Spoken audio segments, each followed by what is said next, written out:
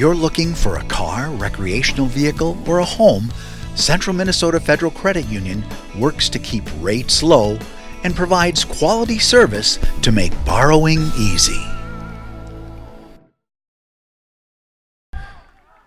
Welcome everybody, Dustin Williams here for Digilog ROCORI. First quarter in the Spartans matchup against the Little Falls Flyers, and on a punt, Eric Lochsterkamp fumbles the ball and turns it right back over to the Flyers.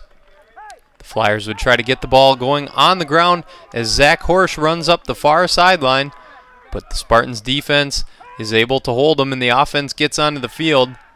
Derek Leeser trying to capture that magic that he had last week against Apollo, but here he overthrows Brett Eisenshank, and on the next passing play, Ben Roush is going to bobble the ball, and the Flyers get the Spartans offense right off the field.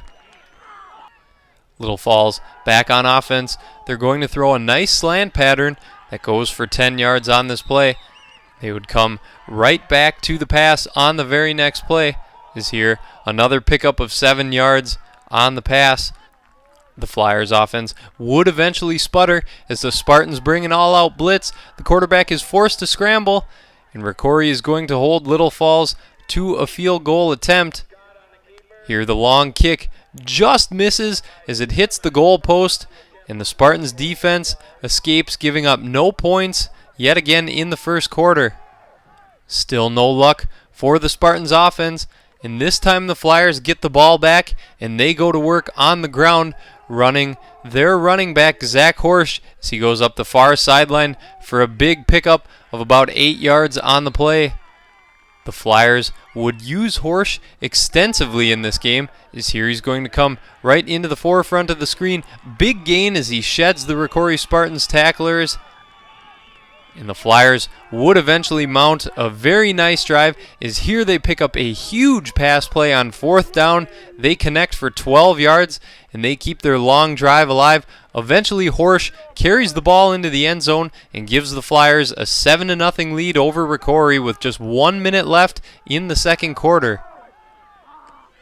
Leeser would go to work, immediately throwing the out pattern here to Lochsterkamp. And this time, he's going to be pressured.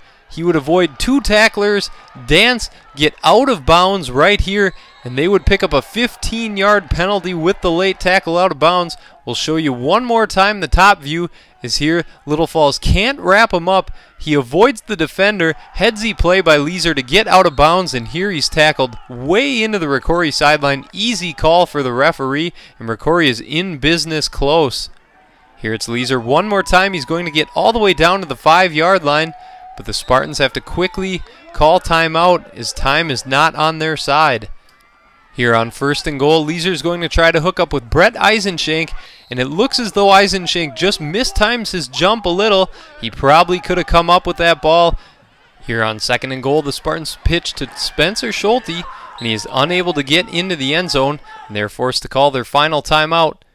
After a third and goal running play that was unsuccessful, Leeser is forced to call his own number, and it's tough to tell where he ended up in this pile. We'll take one more look from the top, and it looks like he might have got in as the team is calling touchdown, but it's really tough to tell. Curious why the Spartans would go away from their pass as they drove the entire length of the field.